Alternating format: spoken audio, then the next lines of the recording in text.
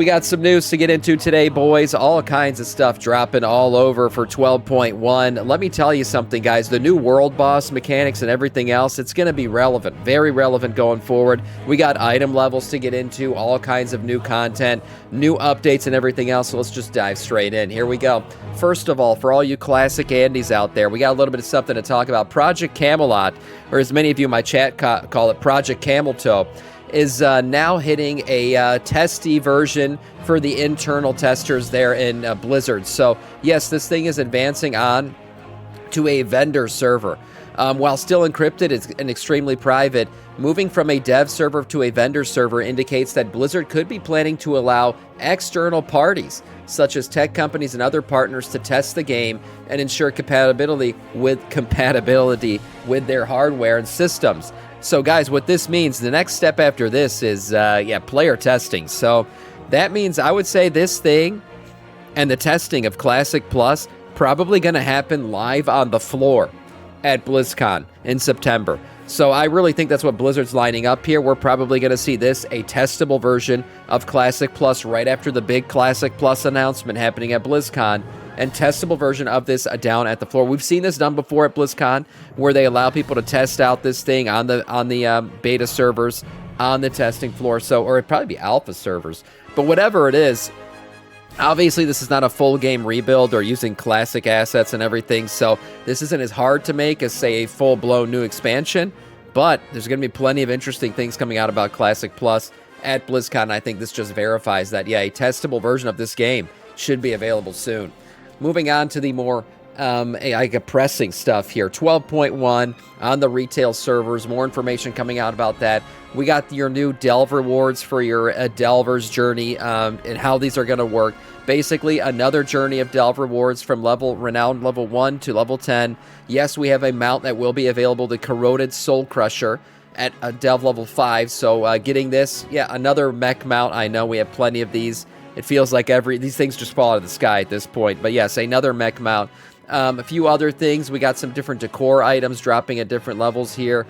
We also have an interesting, pet, I think, here. So yeah, a toy here dropping. We have some pets as well. Money tutorial. More stuff coming out about decor and everything else. A Delve Obot update given to you at Renown level 7, which means you'll be able to port over to all these different delves. Once you do that, the Ulatech Ritual Stone, which is another decor item at level 8, and then some Untainted Mana Crystals and the ability to get heroic equipment at Delver's 9, and then the Delver's Journey title, Snake Eater. That's right, not something you really want to walk around. I don't know, Snake Eater's kind of... I'll just leave it. I'll just leave it there. But anyways, you want to get yourself that Renown table, you can go ahead and do that up to Delver's 9 now. Moving on to actually probably one of the cooler trading posts we've gotten in quite a while, guys.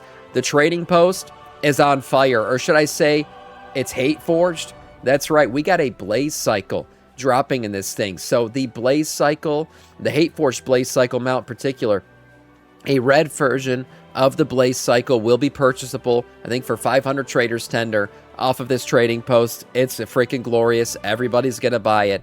It's a pretty damn nice one. And they said this sweet death cycle lets you go on your very own burning rubber crusade. That's fantastic.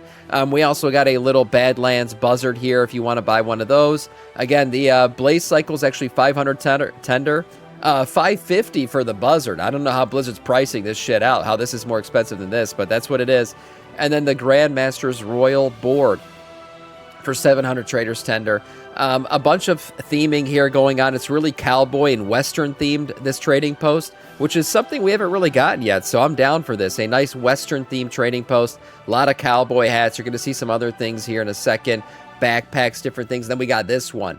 The Ensemble Slingers Munitions, that's the back piece there. But then we got this cowboy outfit here, both with the bandana covered version. And I should say, what do they call that thing? The thing that goes over here. It's not a bandana. It's something else. But this is pretty cool. Did you know that we invented rockets to go to space? I did. Thank you for that random piece of content there in the chat. This is called the Badlands Lawbringer. A pretty cool looking outfit if you ask me. Also a different colorway here. This one right here is called the Righteous Lawbringer. And if you really love these cowboy outfits, You're going to love this because we got another version of it coming at the end of the trading post as a trading post reward. We got some guns and stuff here as well. As I said before, kind of a Western theme looking trading post. Pretty cool looking weapons. And then like I said here, your end of the month trading post reward, you can get yourself the Midnight Outlaw Transmog, which is kind of a darker colorway of the Cowboy Transmog that we've been seeing here. This is pretty cool. I think it's a nice little iteration. Better than all the flowery stuff we've got. There are some flowery things coming, but this one's pretty cool. I like this trading post. Definitely going to get that blaze cycle. Okay, layers. Guys, layers are the new world boss content. No more will you just have a world boss sitting there, finger popping himself out in the open world, waiting to be wrecked by 40 players without doing any mechanics. No, these world bosses are much more, how do you call it, or what do you say, involved? I guess they have real mechanics, real things to do. It's going to take a group to get these done. And the way you queue up for these is actually very different from how your typical queuing works. So first of all, how layers are going to work, you got yourself world difficulty, normal, heroic, and mythic, right? You'll be able to queue for world difficulty starting when patch 12.1 goes live on August 11th. You won't be able to queue for the other 3 difficulties until Season 2 officially kicks off on August 18th. But the way this all looks and how this queuing is going to happen is you will actually enter the delve as soon as you pick the queue. It's kind of weird. So after selecting the world difficulty and pressing enter, you're delivered straight into the lair while players gather around you. So you're actually sitting in the cave. You are teleported straight to the cave as soon as you click enter before the group is even assembled. While waiting for other participants, champions enter a two-part scenario while the instance automatically fills up with additional players. The first part of the scenario calls heroes to take down elite monsters until the boss appears. But have no fear, you won't be soloing the boss. This just ensures a certain critical mass is hit before the second part of the scenario can begin, where the boss difficulty scales from 5 to 40 players. So it's not going to take a lot. This could be 5-man content. This is not going to take a lot of people to get this done, up to 40, ensuring that a large range of players can do this and get their epic loot. Beyond that, by the way, you can't do 5 players in the Mythic version. That's 15 is the bottom level for that. But 5 players could do any of the other versions. For groups, for pre-made groups, the leader must choose the difficulty before entering first. Once inside, the rest of the group can teleport in and fill up around them. Higher difficulties. Layers are also available in pre-made groups for normal, heroic, mythic, and mythic. Mythic, again, is 15 to 25 people, letting groups of all sizes enjoy the new encounters. Layers employ a scaling difficulty even on Mythic, which allows tons of flexibilities in whom you bring along. So we got the Tidebound Grotto. This is our first version of this new world boss style. And here is the important shit, right? This is what matters. What kind of loot are we getting from this thing? Well, it looks like, the first week world version, I mean, if you've been playing Midnight, you're probably not going to get any upgrades from this. There's not going to be really a reason to do it at 279 item level dropping. But at normal, this stuff really starts to kick up. 292 champion level gear. Heroic version drops 305 heroic gear. And Myth version, yes, drops Myth track 318, Myth 1 of 6 gear. Also, you can get crests from these. Obviously, veteran crest from the world version, champion from the normal, heroic from the heroic version, and myth from the myth version. Doesn't say here how many crests are necessarily going to drop. The gear that drops from this thing is a wide range of gear. We got trinkets, we got rings, shoulders. Obviously, all things are represented. We even got some weapons here dropping. Trinkets, cloth, plate, leather, you name it, it's dropping from this boss. So there's going to be good reason to do this thing. This is not a world boss anymore. This is a raid. Yes, J-Mal, I was saying the same thing. This basically is a Sporefall raid. That's what this thing is. It's no longer world boss content. Now, the world version of this, where you just enter and basically Blizzard puts in all the other players around you, I'm sure the world boss difficulty is going to be pretty darn easy. But yeah, once you get past world difficulty, I would say normal, heroic, and mythic are much more comparable to a single boss raid than they are any sort of world boss content that we've done before. But I think this is great. I welcome this. I think this is another piece of content that we can do, another way to kind of break up the monotony of jumping into the same raid every day. There's something else you can get into for myth track gear again, which is pretty crazy. And then there's a bunch of achievements to get here, different achievements for every single difficulty for all you achievement whores out there who want to get these. So that's pretty nice. Pretty obvious. Rotmeyer was to test. Yeah, I agree. I agree. I think Rotmeyer was a test for this system, and it looks like they like the results of it. Moving on to another boss that you can fight. We got the Delve Nemesis boss. This is your single question mark and double question mark boss, and Blizzard has confirmed that the double question mark version, which is the achievement version, the Let Me Solo, the Hall of Fame, all that shit, will not be available to kill until August 18th. So when the first week hits, August 11th, when the patch goes live, you will actually be able to do the single question mark difficulty of this boss, but you will not be able to do the actual, you know, one that people chase down, want the achievement, the mount, and everything else until August 18th. So that's how that's going to work. We have seen already mechanics for this guy. There is a Simon Says mechanic where he's going to shoot out, you know, triangles in a certain order, and you're going to have to remember it. Yes, very Lura-esque inspired. Not really symbols, but still memorization game going on. So we'll see how this thing works. I think it's going to be a lot more difficult than the recent Delve boss that we just dealt with, which I one-shotted without even knowing any of the mechanics. Moving on to some other stuff here. A new Rexar cosmetic is coming, but don't get too excited, guys. Tone down your nerd boners, because this is just another China thing. Another thing that China's getting that we're not getting. We've already seen the mounts. We've already seen all the other things that they end up with that we don't. And yes, they are getting a Rexar-inspired transmog. Obviously, this is still very early. It doesn't even have the texturing and everything on it. But they will be getting a Rexar-inspired thing. They are also getting these, which has been really weird. We've been seeing this stuff before. These new Elven-inspired... nobody knows what they could be high elves.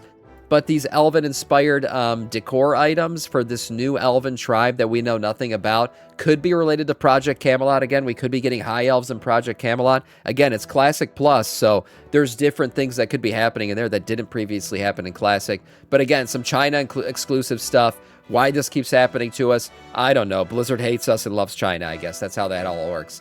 Moving on to some final pieces here.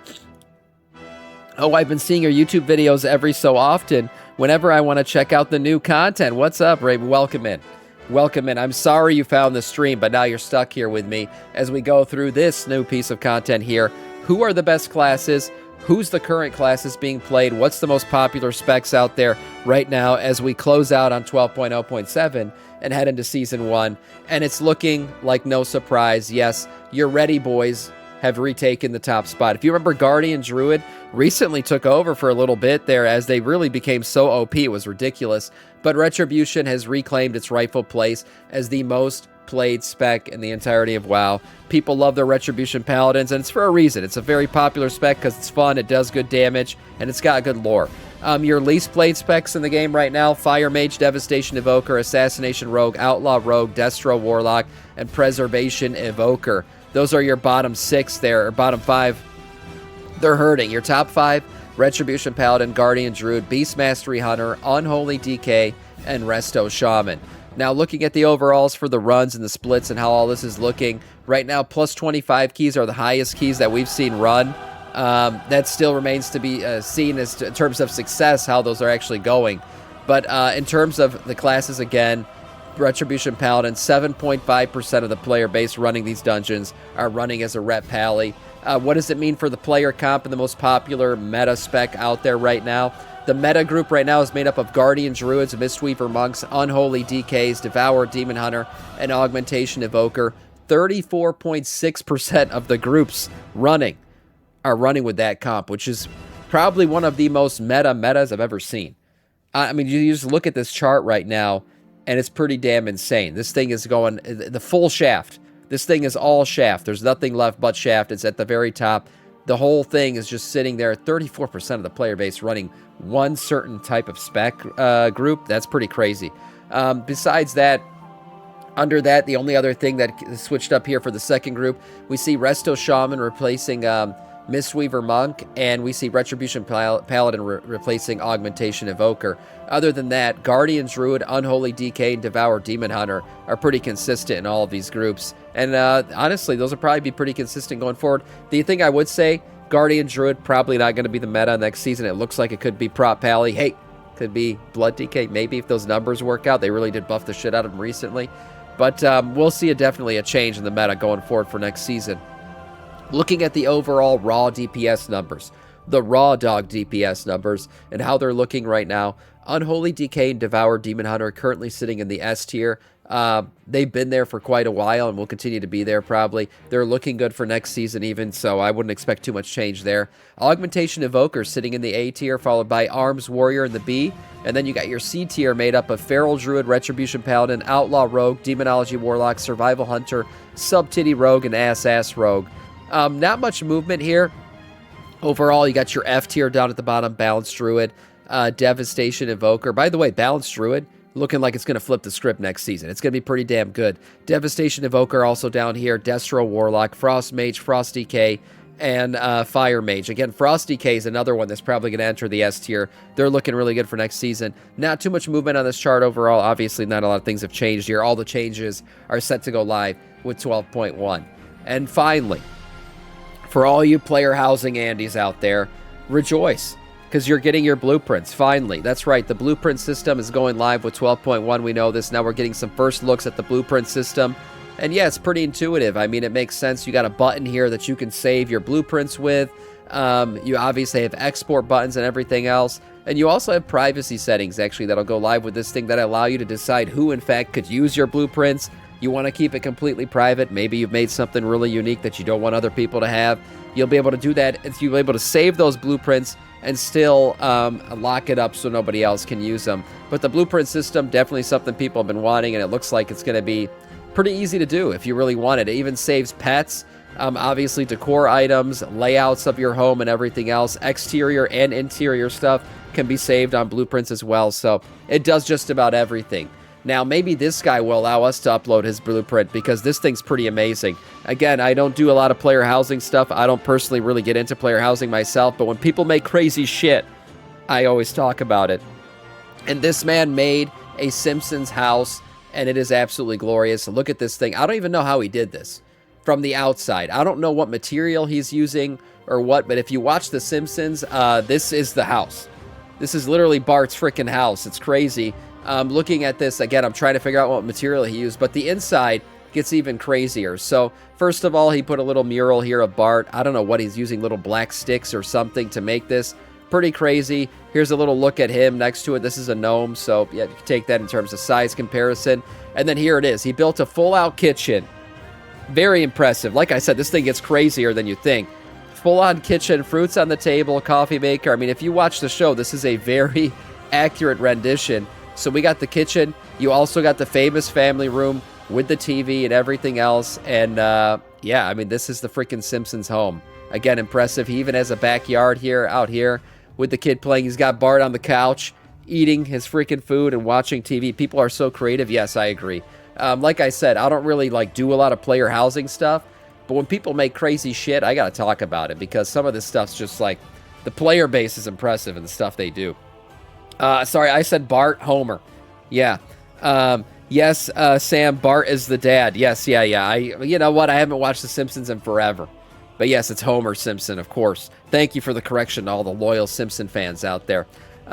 Looking at this stuff, again, crazy. I won't always review player housing shit, but when someone makes something really unique like this, I got to check it out. Again, 12.1 coming soon. Everything else that's happening, we'll continue to keep up with all of this. But for today, that is all in terms of news.